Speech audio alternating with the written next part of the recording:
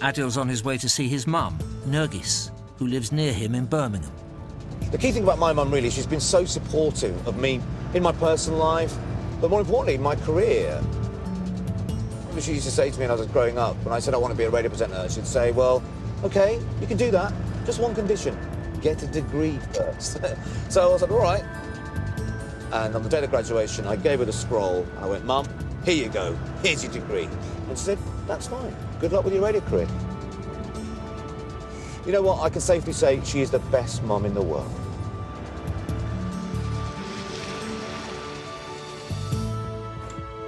Assalamu alaikum. Wa alaikum salam. How are you? All right, and how are you? I'm okay, thank you. You're looking very nice. Yeah, thank you. Expecting visitors, are we? Yes, today. Still going to the gym 4 times a week? You must be joking. What? Oh, 3 times now, right? Yeah. What about the London Marathon this year? Are we doing? Nergis has been digging out some photographs from her childhood in Kenya. So this is exciting. So this is, what's this? This is a house? This is a house in Kisumu, Kenya. Okay. Where I was brought up. It's a big house, isn't it? It is a big house. It's about 8-bedroomed house. And the whole family lived in there. And not everyone could afford a house like that. Yeah, that's true. We had a beautiful garden and everything. And people used to come to take photos of it. My father was Miraj Dean. And then they opened a business called Dean Brothers. So he builds his business, and was that sort of the foundation of... Foundation of Miraj Dean and his family, and he built a house for the family. What else do we have? This is the inside of the house. That's The the living living room. room. Yeah, sitting room we used to call it.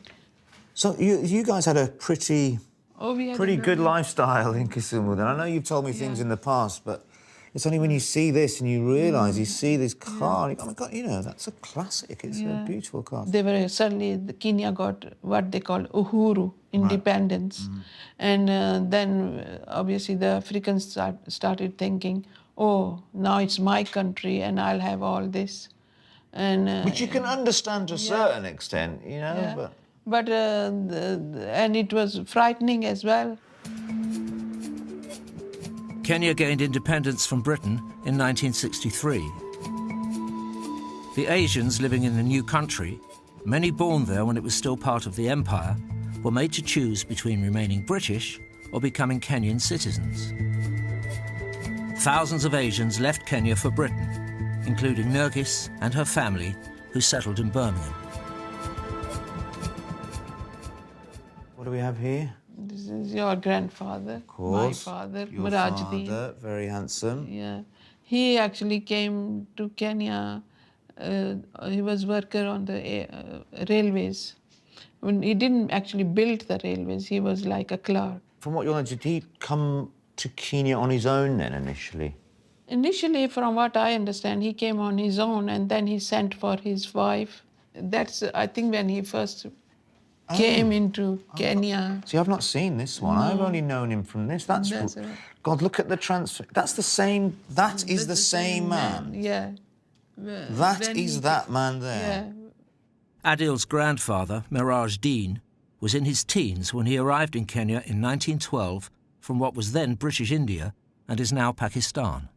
He started with the community there and he became like a leader of the community. He was the chairperson. A community leader, how about that? So he was a community leader in a suit with some nice headgear and glasses. Right. He actually built the mosque. Well, he didn't build it with his own hands. Yeah, but got the land and organised it all, raised the money. Raised the money, that's right. Wow, interesting. What a fascinating guy. Okay. Oh, I recognise her. This is... It's Aisha. Aisha, yeah. So this is... So your mother taken in Kisumu? Yes. She was your father's second wife and she was an orphan. By this time, you know, he's that guy.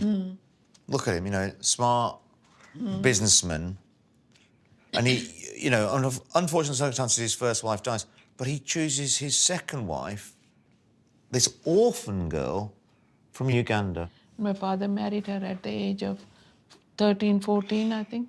But I think the reason was that he had 7 children from his previous marriage, and he probably thought that she'll be the best to look after them. I remember she would, she'd shout at us, she'd tell us to don't do this, or she'll talk to us in Punjabi, that you certainly looked up to her. Adil's grandmother Aisha spoke Punjabi because as a young girl she was raised in an Indian family. Did you not say that her father, he wasn't, was he, what was he? Was Indian, Turkish or something? What was, from what we understand, that my mum's father was a Turkish missionary. Yes. And he came and he married an African Ugandan girl. So, Aisha, what was the treatment did she get from other, Asian families or Asian people being married to this quite prominent family, the Deans? Yeah. Was she accepted? I think they had to accept. Some of them, obviously, they didn't like it. She was very much conscious of that because she looked African as well, that the people will talk about her. So that's why she wanted to give the impression that she's adopted their way of life. She's an Asian. She's making that effort. She was making that effort a lot. Here we are in Birmingham, one of the biggest diverse cities in the world. Yet if today a Muslim son was to go to his parents or decide to go and marry an African woman, there would be people that will frown on that and say, what is he thinking about? And that's today. 100 years ago, almost 100 years ago, my grandfather did exactly that. Your grandfather, maybe it was in his mind that he has to set an example, that you have to... And he did that, didn't he? Yeah. Amazing. Adil's grandparents, Aisha and Miraj, went on to have 7 children of their own, including Nergis. Nergis was told that Aisha's mother was called Razia, that she was from Uganda, and that she married a Muslim man from Turkey called Muhyiddin. When Muhyiddin died, Razia was left alone with her young children. Then she couldn't afford to keep the kids, so she took them to the mosque and were saying that these are Muslim children. So the local mosques then looks for the couples who have not got children. Right. And asks them to take.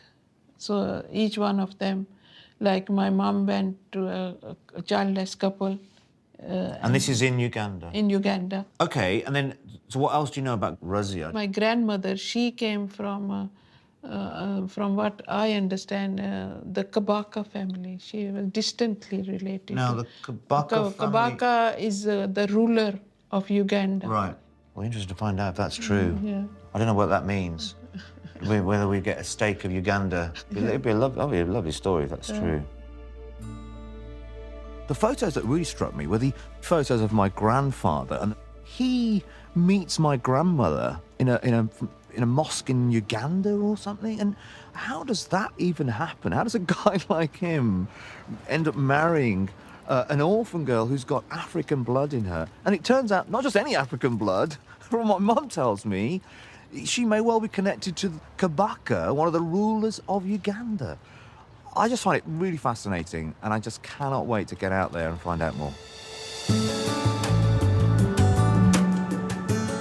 To discover the truth behind the stories that have been passed down in his family, Adil is flying to Nairobi, the capital of Kenya. I feel very lucky to be going on this journey. Identity to me and my background, my heritage and ancestry, it's a real big part of me. It really intrigues me because, here I am, I'm a Brahmi, I'm British, I'm Muslim, I'm Pakistani, and I'm also East African. I feel so proud of that, but I know very little about that background. In 1896, shortly after Kenya became part of the British Empire, work began on a massive railway to carry people and goods across the colony. It stretched nearly 600 miles across deserts, rivers and ravines, from Mombasa in the east via Nairobi to Kisumu in the west. 32,000 men were brought over from British India to build it. In 1912, Adil's grandfather Miraj arrived to work for the railway as a junior clerk.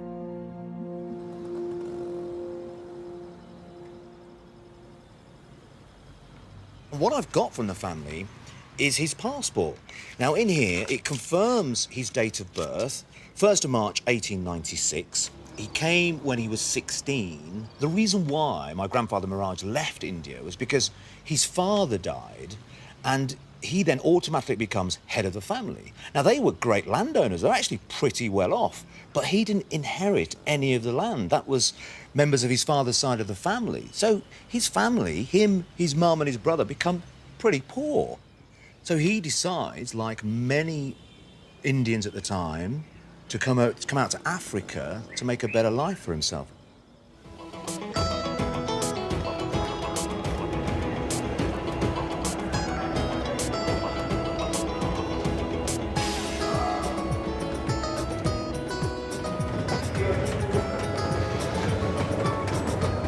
The thing that really strikes me about my grandfather, Miraj, is that when he arrived here, he was only 16 years old. To leave Lahore, to come to Africa, not knowing what to expect, to be in a totally different continent at that time, is just amazing. So I really want to find out more about my grandfather, Miraj. You know, where he lived, what his house was like. I know he was a businessman. What was the business like? So I'm off to Kisumu.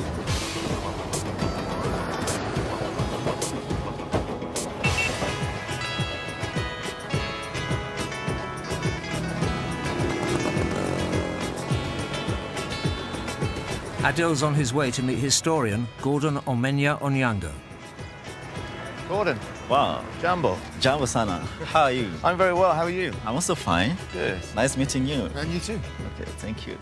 And have you got any records at all about my grandfather? You can have a look at these records. Okay, this is exciting. Yeah. What's this then? These records. The official gazette of the Colony and Protectorate of Kenya. So this is an electoral register, is it? Mm-hmm. Ah, okay. So is my grandfather on here? Here he is. Number 98, Miraj Din, tinsmith, there you go. Box 98, Kisumu, that's his postal address. Miraj Din Aisha Bibi, that's his wife. My grandmother.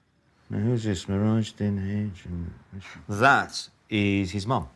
Oh, Yes, because when his first wife died, his mother was still around. I think at some point, she did go back to Pakistan in the end. But initially, she lived with my grandmother and granddad. Oh, that's amazing seeing that. That is great.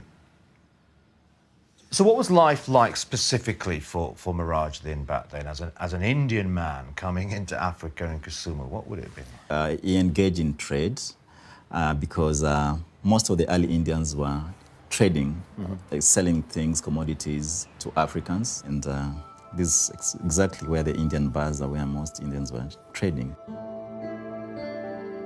With the railway completed, thousands of Indians like Adil's grandfather chose to stay on and bring their families to join them. They were keen to take advantage of the new opportunities the railway opened up for trade inland. So many settled in Kisumu, it became known as the Bombay of East Africa. Miraj became a successful tinsmith, specializing in making and selling water tanks, which were in high demand.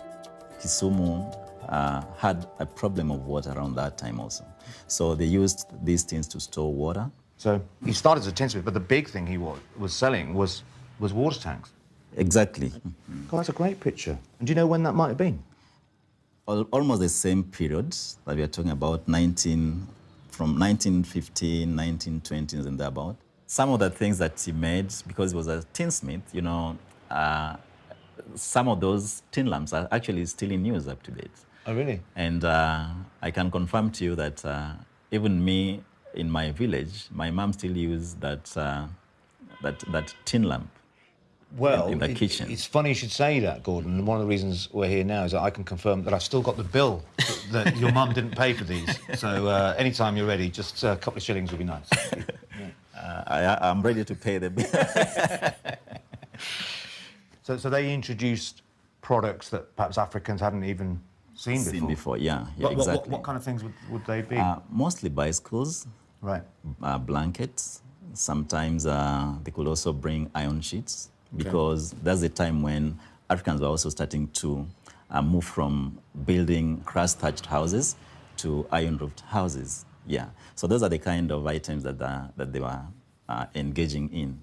So they were coming with real uses and real purpose and real advantages for not just themselves but for the wider community. Exactly. Yeah. And if you can see this picture, you see like, this is one of the Indian bazaar where they were exchanging goods. You can take a look at that. When you look at Kisumu today, I mean, it's packed. I mean, there's no room. But, I mean, just there you get an idea that, you know, it was busy, but still it wasn't as populated as it is today, you know. Yeah. You can also have a look at these. What's going on? What's this? Oh, this is another market. Okay. Yeah, you can see some Indians over here. God, what year is this? What year would that be, do you think? Approximately around 1910, 1912, thereabout. See, the one thing that strikes me, and it's ridiculous not thinking this before, but seeing it now and seeing how the Africans are dressed, you know, with not very much on, because that's what Africans dressed like back then. The Indians dressing how we imagine Indians to dress, at least I imagine Indians dressed back then, automatically I'm going, imagine that as a culture shock. Exactly, and that's why when the Indians started to bring exotic commodities or exotic goods, that's when Africans started now to embrace wearing clothes. Oh, okay. Yeah. Right. So I have a picture of my grandmother, Aisha. This was taken quite early on. This is Aisha? Aisha, yeah. Now, you can probably just about tell there, she was Ugandan. Was that unusual for my grandfather, Miraj Dean, not only to marry a 13-year-old, but somebody who was Ugandan? It was unusual because of the fact that if you look at the Indian culture, you know, they have the caste system where you have to marry within your caste. It also went alongside marrying a woman from your own racial group.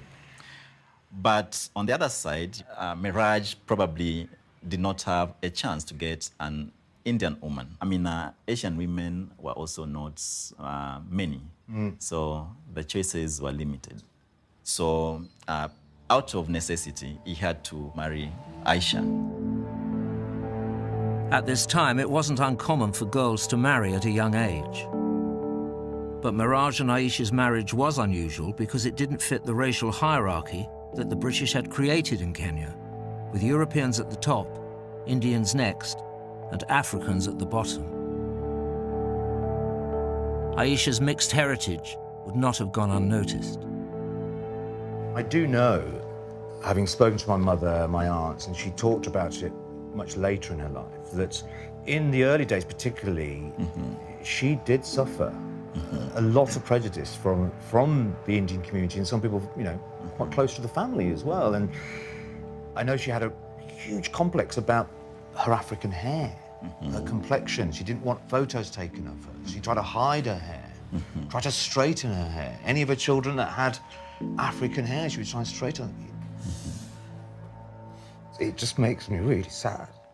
Yeah, it was something that was expected, of course, by Aisha, because, you know, around that period, the racial hierarchy was so strong. So he had to go through that kind of prejudice.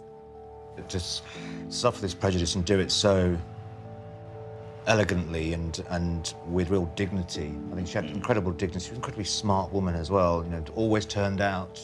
I mean, you know, for me, as I was growing up, she was, I didn't even realise she was African until, you know, as you grow up, you know, she spoke Punjabi, dressed elegantly like any other Punjabi woman, but then you realise now, you go, what she had to endure and put up with in those early days is quite something. Here's a picture of my grandfather, by the way.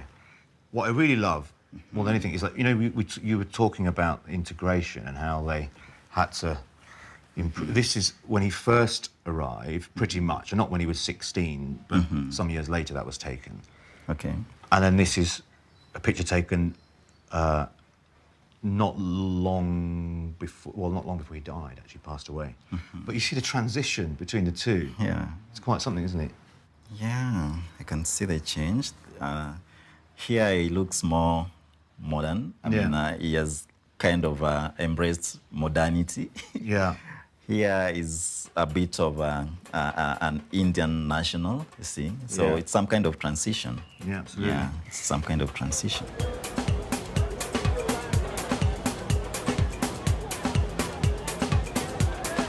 Adil wants to see what remains from his great-grandparents' time in Kisumu.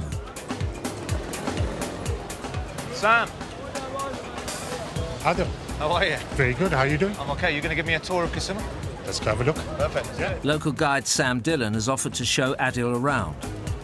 Sam's family also came from India when it was part of the British Empire and stayed in Kisumu, where many Asian-owned businesses still thrive.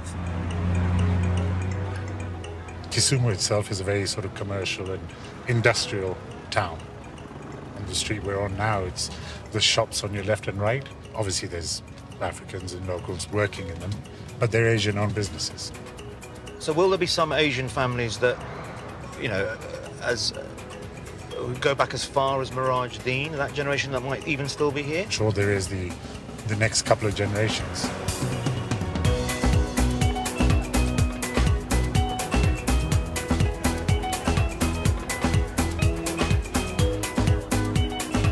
Sam has managed to track down where Miraj first set up in business. Believe it or not, this is my father's shop. Really?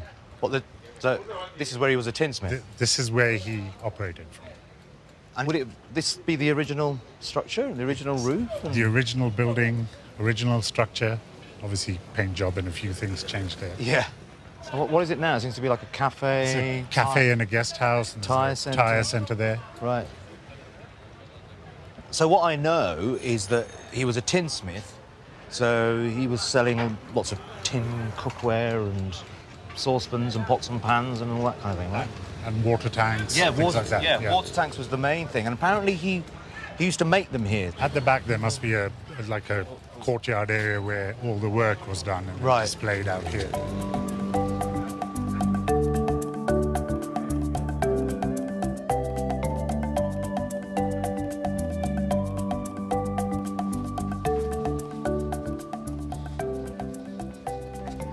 So I'm guessing somewhere, this was the original courtyard, but it's kind of been redeveloped since, I think. Yeah, it's been built up, the lodging, the rooms. Yeah.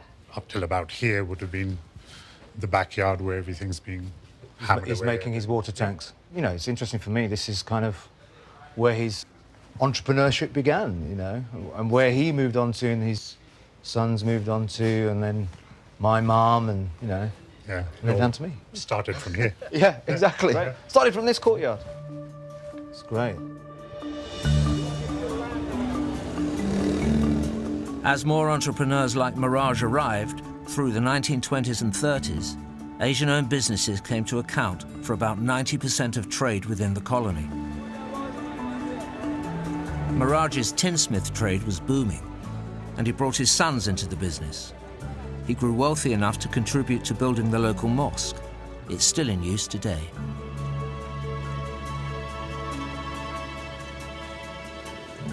It's quite lovely, isn't it? Beautiful structure. Yeah. It's kind of a peaceful oasis in the mayhem of the Kisumu town. Hubbub of Kisumu's hecticness, yeah. Yeah. Nice. Adil's keen to meet some elders who went to the mosque in his grandfather's day. Assalamu alaikum. My name's Adil. I'm the grandson of Miraj Deen. Miraj Deen tunamwelewa kwa sababu alikuwa mzee wetu hapa na ndio walijenga huu msikiti. They knew Miraj Deen because he was one of the elders at the mosque and helped build it. Yeah. But they do know him and they even met him. So alikuwa anatoa usaidizi mingi kwa watu. Alikuwa ni mtu karimu sana. Alikuwa akisikia tabu nyingine iko na watu yeye anatoa anakarimu. Hata alipokufa sisi tukiwa wadogo tulikwenda kusoma hitma kwake siku 3, 3 days. Tulikwenda kusoma hitma kwake. Na pia Mwenyezi Mungu amweke pema peponi Mwenyezi Mungu amwondoshee adhabu ya kaburini. Tunaombea dua. Giza ya kaburini, amwondoshee giza ya kaburini, ampe nuru ya kaburini. Mwenyezi Mungu amlipe kama alivyojenga hii kama sadaqatul jaria. Leo ndio naona kijana wake anakuja kututembelea. They're very happy and proud that now they've met you, an ancestor of. Pia apate nguvu ya kusaidia watu. Thank you so much. That's so good to hear. Thank you so much. Thank you. I can't be anything but proud of Miraj. He didn't just go back to India and say, well, I'm not doing that, I can't hack it. And he decided, yes, I'm going to make a go of it and really try and work within that society. And that's exactly what he's done. Well, how amazing was that? That was amazing. Wasn't it? Just, you know, they knew Miraj. I mean, the thing is, they prayed when he passed away. They were at the prayers. The prayers must have been, there was the funeral and prayers held at the house. Yeah. One thing I thought was really interesting, he talked about, he mentioned that, you know, Miraj helped all the communities. Now, by that, does he mean not just Muslims, so Hindus, Sikhs? And... By that, he means all the communities, not just the Muslim community. Yeah. It's just great to hear that, you know, that Miraj was one of those men that just helped everybody. I mean, I'd like to think my family back in Birmingham, you know, we're East African Asians, apart, you know, half East African, half Pakistani, but we have that sort of unity amongst us. I suppose it comes from this thing of sticking together when, you know, essentially the Asians were a minority in Africa. Sam's taking Adil to what was once the Indian quarter of Kisumu to see the house that the Dean family built in the 1950s and where Adil's mother spent her childhood. It's a big house. It is a big house. Yeah. Yeah. It's very Art Deco, isn't it? It is. There's All the original designs. glass bricks. So what is it now? It's now the head office for a construction company. I mean, it's great that it's still standing, but it's a shame that it's not been Looked after. completely preserved. I mean, I've got this is a picture from, look at that, from the original. Yeah. It's actually not changed an awful lot. It's sort of Pretty much the same. extraordinary.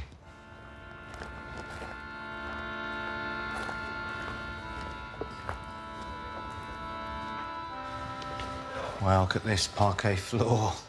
Beautiful. Stunning. And that is what you call a staircase. A grand staircase. Yeah. It's absolutely stunning.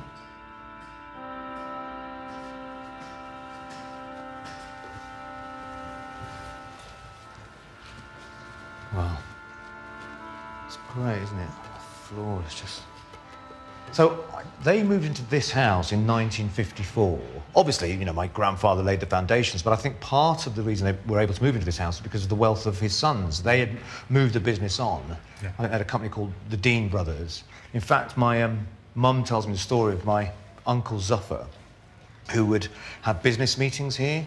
You know, big dining table, I don't know whether it was in this room, but, you know, big dining table. And my grandmother, Aisha, would lay out all the table, get out the best crockery and cutlery.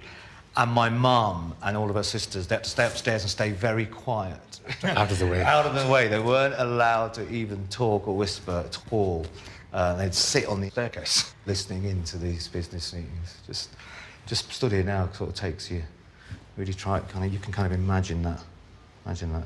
And you've got a picture, I think there's a picture of how it looked here. Here we go.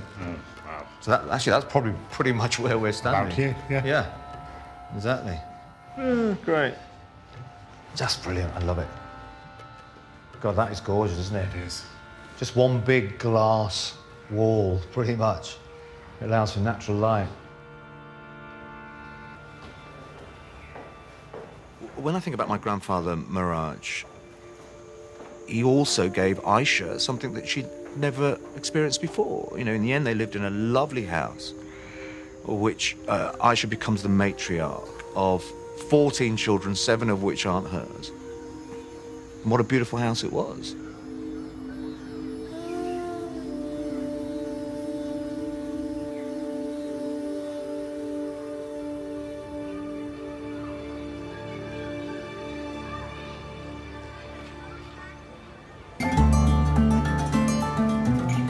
really inspiring hearing about my grandfather Miraj and the life that he had in Kisumu. In particular, how he met Aisha, this African woman from Uganda. And then when I think about the prejudice that Aisha would have faced being an African woman in amongst that Indian community, and I know that she had a number of things said to her and the way she was made to feel at times, but she held her own and she was so dignified in her life that I just felt absolutely compelled to find out more about her, really. And I just can't wait to get to Uganda and just find out exactly who she was and who was her family and where did she come from. Adil is leaving Kisumu and heading for Kampala, the capital of Uganda. It's an area of the country called Buganda, which was under British control at the time Adil's grandmother, Aisha, was born. Adil knows that Aisha's mother, his great-grandmother, was an African woman called Razia, and that she married a man called Moidin.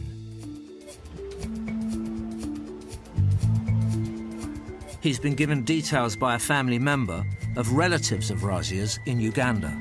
They live in a village 3 hours' drive from the capital.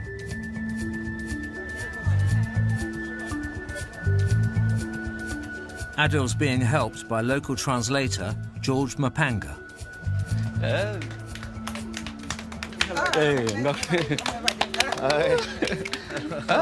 Wasuze otia enyabo.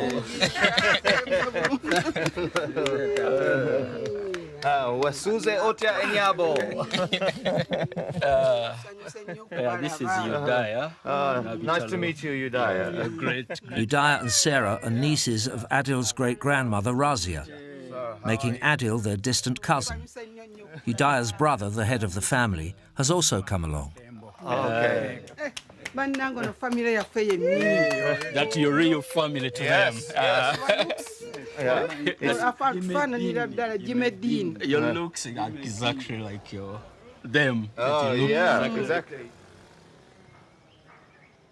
So Aisha's mother was their auntie? Aisha's, yeah. Their aunt. Razia. Okay. Okay. Razia. This is Razia? Razia, yes. Oh, I've never seen the You photo. have never seen? I've never seen. Oh, No. Razia, my father. This is your father? The sister. Oh, the brother and sister. Wow, okay. Yeah. What was she like as a person? Do you remember much? She was a good lady. She was very beautiful. Just like Aisha. Okay, yeah. The family story Adil's heard from his mum is that his great-grandmother Razia married a Muslim man from Turkey. So Razia got married to Moidin? Moidin was her husband? How did that happen? Kyajja kiti ekyokufumbirwa kuba yawulira nti yafumbirwa Moidin. Jjajja wange Zaidi Kirwana yali musuubuzi ng'asuubula mu kibuga nga musajja musiraamu n'asinkana n'omusajja oyo omuyindi n'amusuubulangako engoye n'amuwa n'atunda n'azzaayo kutuusa omutaka oyo jjajja wange bwe yamugamba nti nkuwadde omwana wange muwala mweru mulungi nnyo. Okay, well, because they've been trading businessmen well together. Yeah, right. Business partners. Yeah. Moidin was from Turkey. Moidin yava Turkey. The father of this one, Aisha and Hadija is from Turkey. Yali muyindi nga ffena tulaba abayindi naye nga buli muyindi alina ekifo kye yagira kye yavaamu.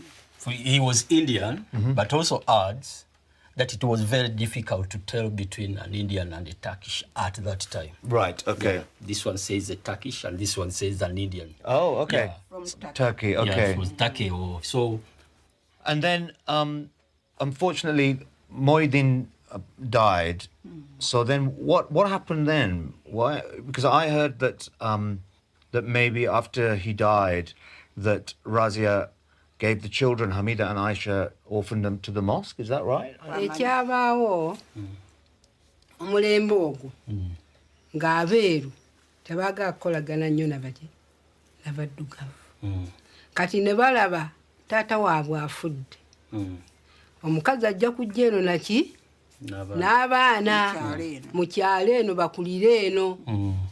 Kaakati bali abasajja abayindi mikwano gy'abali oba baganda baabwe simanyi naye nga mikwano ne bakusitula abaana ne babatwala olw'empaka ono ne bamugamba genda omukyala ono ne bamuggyako ono n'ono ne babakweka. Must have been very difficult for Razia to have her children, to lose her children in that way. Kyalika kyamukaluubirira okugibwako abaana mu biseera ebyo. Yawulira atya olowooza? Kati jjajja waffe n'agenda n'anoonya abaana bano bwe baabakweka. N'alabawo n'atwala ono omwana we n'amugamba nti awo ewali abaana bo. Oluvannyuma kati oluvannyuma ne bagenda ne taata we ne bazuula abaana abo we bagira ki we bali. Era ono yagendangayo n'alaba ku baana be n'adda mu bubba nga bali tebaliiwo. Abaana ne bakula nga bamanyi nti oyo maama. Oh, it's terrible. And I know that Aisha, my grandmother, when she's growing up, she's suffered a lot because of her African heritage from other people. And I feel ashamed for that. Kyamanyiiko nti jjajjaawe Aisha bwe yali akula baamusosola nnyo olw'okuba nti alina omusaayi gwaki. In England, I tell my family that we should be proud of our background, proud that we are African, proud that we have African blood in us. It makes me very proud. And in this world today, it's very, very important, very important. Mutuufu kubanga era n'oli kojjaawe Jimmy bye yatwagala nnyo. Era yali NCC simanya ebyafirika ebyo nga yabirimu. But you're just like your uncle. He loved African people. Yatwagala nnyo nnyo nnyo. Ne maama ono maama we. Yeah. So I have also heard, and I don't know whether this is true, that Razia was related to the king of Uganda, the Kabaka. Is that true? Yalina oluganda kwani ku Kabaka nti Kamanyiro yali azaala taata we. Ye Kamanyiro yali mwannyina wa Muganzi Razia. Muganzi Razia yazaala Muteesa ow'olubereberye. Yeah. Wow. We are royal family. We've got kituufu muli muteekwa okuba muli muva mu kika kinene nnyo era sanga ono abadde wakumpi twaliise famire yonna yali gyewuunyisa. If you were living nearby, then invite the whole family to meet you. Right. Ku mulembe ogw'edda nga n'abazungu tebannajja muno yali mwami ng'alidde obwami. Mpisa eyaffe ey'abaddugavu era ye muntu eyagendanga ku nnyanja asobole okwaniriza abazungu naye nga tetamanyi luki luzungu akozesa ki. Adil's discovered that the old family story is true. He really is related to Ugandan royalty. Adil's great-great-grandfather, Zaidi Kawana, was the son of a chieftain, Kamanyiro Majimbi. And Kamanyiro's sister was Muganzi Waza, the mother of King Mutesa I. I'll show you a picture of my mother. She's 71 years old this month. And this is me. This you explain to them in a comedy show. As I play as an actor in a comedy show. I put the beard on and the hat as an actor. It's hard to tell that it's you. I know. Yeah.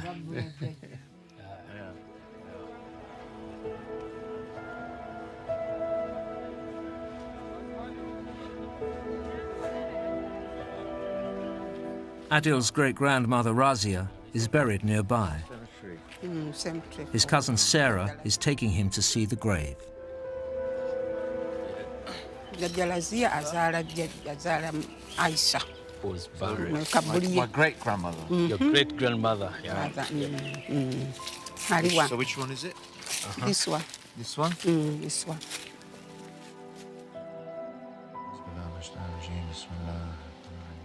I think learning about my great-grandmother Razia and her story really has affected me in that it wasn't what I thought in the first place.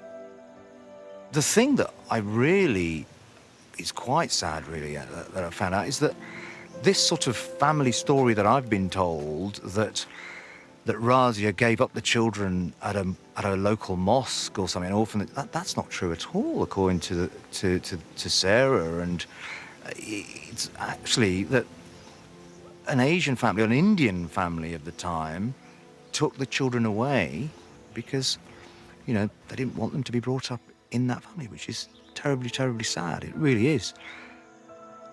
And I know that Aisha, my grandmother, and Razia, her mother, did actually meet up. But when they sat and met, they couldn't communicate with each other.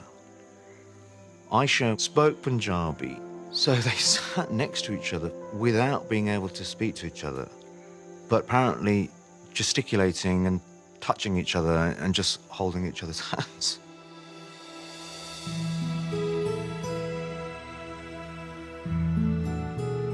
Well, thank you so much. Thank you, thank you. Thank you very much, thank you.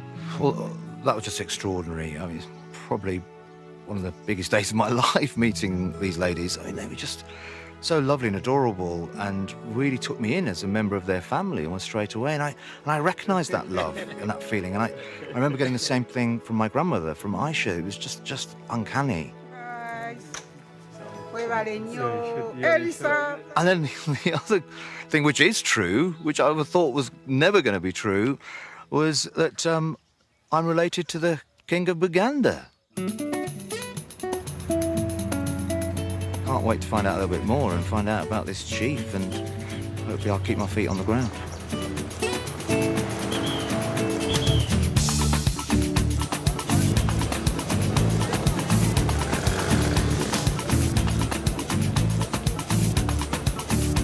Back in Kampala, Adil's now on the trail of his great-great-great-grandfather, Chief Kamanyiro Majimbi, his link to Ugandan royalty.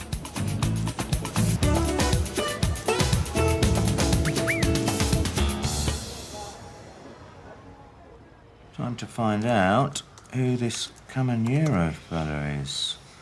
Kamanyiro. Best of Kamanyiro on YouTube. I'm guessing that's not him. Edward Kamanyiro on Twitter. No, that's probably not him either. Ooh. Sir John Gray has written a journal on Majimbi Kamanyiro.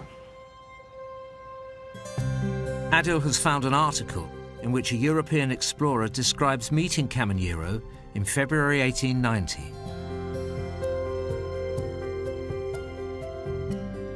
Oh, here's a description of him.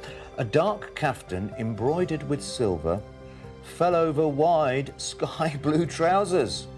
Nice. Also adorned with silver embroidery.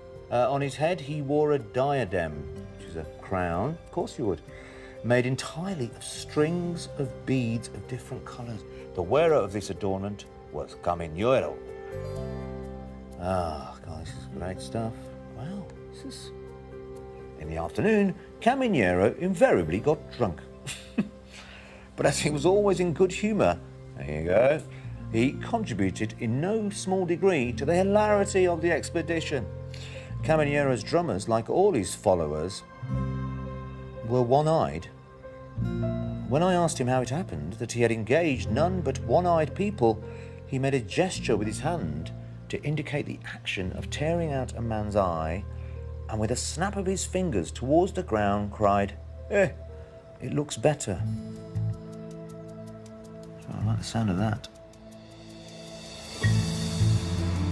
Adil's travelling to the area in the traditional kingdom of Uganda, where his 3 times great-grandfather Kamanyiro was a chief in the late 1800s. This was one of the last parts of Africa to be reached by outsiders. Arab traders had come first via the East African coast in the 1840s, followed in the 1870s by Christian missionaries seeking converts in the kingdom. By the 1880s, British and German explorers arrived, competing to expand their rival empires.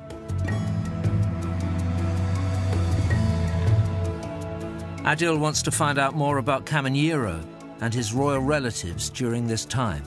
Hi. See. Nice to see you too. How are you? I'm good. I'm looking forward to talking to you and finding out all about my great. Okay, we shall do that.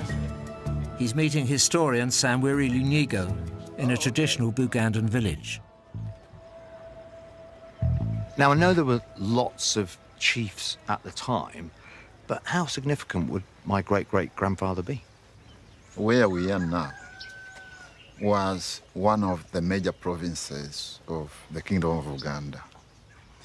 And the chief was very important in that he was at the frontier guarding the kingdom.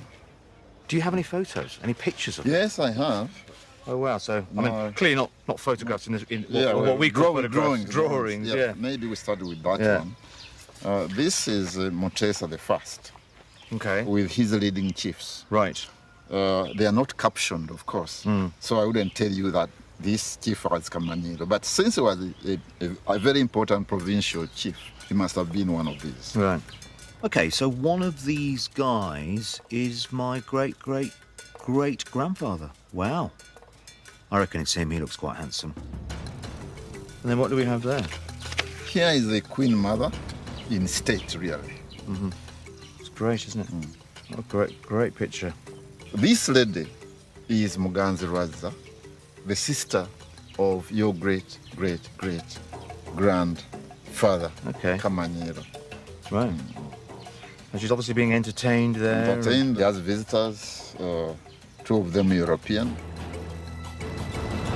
Kamanyiro's sister, Muganziwaza, was skilled at bargaining with foreign traders.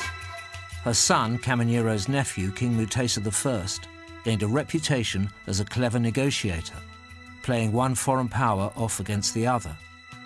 But after his death in 1884, the kingdom split along religious lines allied to the foreign powers and descended into civil war. For a chief like Adil's 3 times great-grandfather Kamanyiro, it was a dangerous time. So I know there were Muslim groups and Christian groups, but where did Kamanyiro position himself in amongst all of this? He never was attracted to any of these religions, foreign religions, because he had his own. We had our own traditional religion. Kamanyiro never became either Muslim or Christian, although he, from time to time, moved from one group to the other as the political situation demanded. And I think it was your great-great-great-grandfather was a very shrewd politician. One of the things I read, which is a little bit disturbing, is that he could have been a bit barbaric. I mean, I read things like he would gouge out the eyes of his followers. Could that be true? A lot of stuff has been written about Africans, especially in the 19th century. And all of it intended to excite Europe. And this is one way of exciting and attracting readership. So I think this is an exaggeration. And I think when you rise to such a position as Kamanyiro did, you're intelligent enough to know that one-eyed fighters wouldn't be the best. Yeah, to say the least, yeah. To say the least.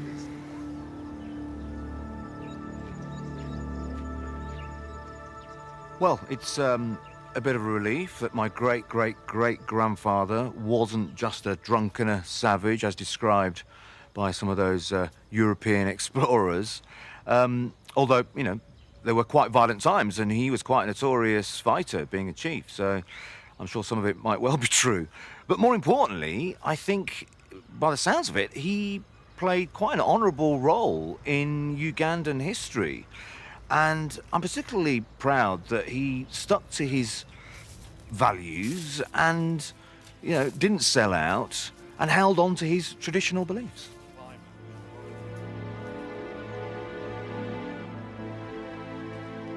By the 1890s, the British-backed Christians had taken control of Uganda. In 1894, Britain brought Uganda, as it came to be known, into the empire. Chiefs like Kamanyiro were allowed to keep their titles, but were stripped of their power.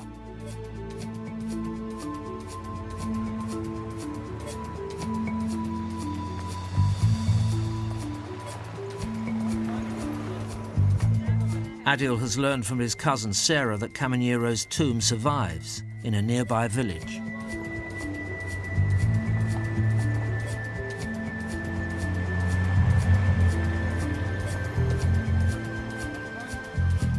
The tomb, where Kamanyiro is buried beside his brother, has become a place of pilgrimage.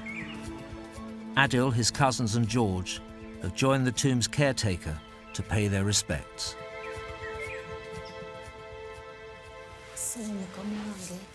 Musajja omukulu Kamanyiro n'omusajja omukulu Bisaalu bano bazzukulu bo bazze okulabako ku lw'emikwano gye wali oyina emingi ennyo bazze bakunyoonya nga bakulaaganira naye tebalina buzibu bwonna era naffe tubandiza mubatambuze bulungi naffe ate mutuwa emirembe emirungi.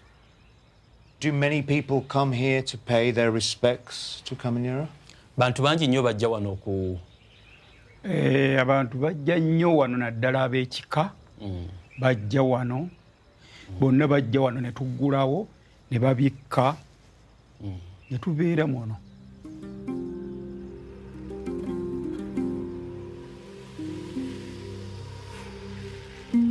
Gamba wano waliwo ebibbo ebyo twabiteekawo ekibbo kya mukulu ono Kamanyiro w'ekiri ne Lusaalu kale kagamba omuntu yenna bw'oba ogize wano oba waddembe okuteekayo wali ky'oba ogira ki kyonna ekiba kirimu kale ababali muno abalongoosaamu abakola batya kubayita nti nno katugambe nti embuga y'omugagga tebulwamu kintu kyonna muntu mukulu nnyo w'amaanyi kale bateekamu kye baba bataddemu. Because Kamanyiro was a great man and he was a very rich man, money should continue flowing. And that money is used to help to take care of the people who clean the place. So you mentioned the bark cloth, and I bought some bark cloth here as well. Why do we use bark cloth? Agambye yogedde olubugo era naye eky'omukisa yazze n'olubugo naye akubuuza lwaki tukozesa embugo. Embugo zo tuzikozesa ebyobuwangwa ebyedda abantu ab'edda tetwalina ngoye zino tezaaliwo.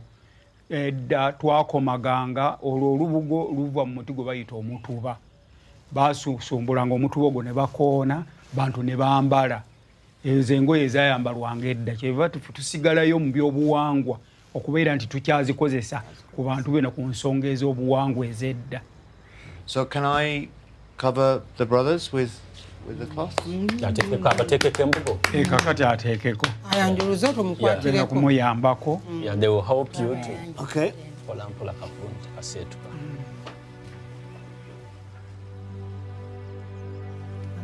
Tomukwatireko nedda indako. She's going to show you. I think by far the biggest discovery I've made on this trip, and the most surprising discovery I've made on this trip, is that yes, I am related to the Kabaka. Yeah, your grandson, great-grandson Adil has come all the way from... Via a chief, Chief Kamanyiro Majimbi. I mean, it just doesn't connect in many ways. How can I be related to somebody called Chief Kamanyiro Majimbi? I mean, it's just ridiculous. But I am, and it's fantastic.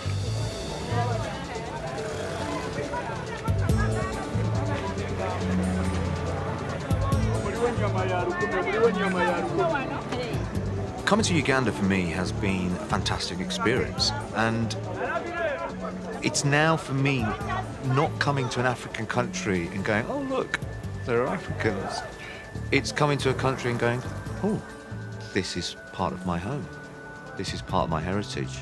You know, it's still only now beginning to sink in that I am African, that I have African ancestry, and that's, you know, that just feels, it feels great, and it just feels that Kenya and Uganda and Pakistan and England are all of my house. I feel very lucky to have discovered that, and it just reminds us that you really don't know who you are until you know what you were, and I've just found that out, and it's just fantastic.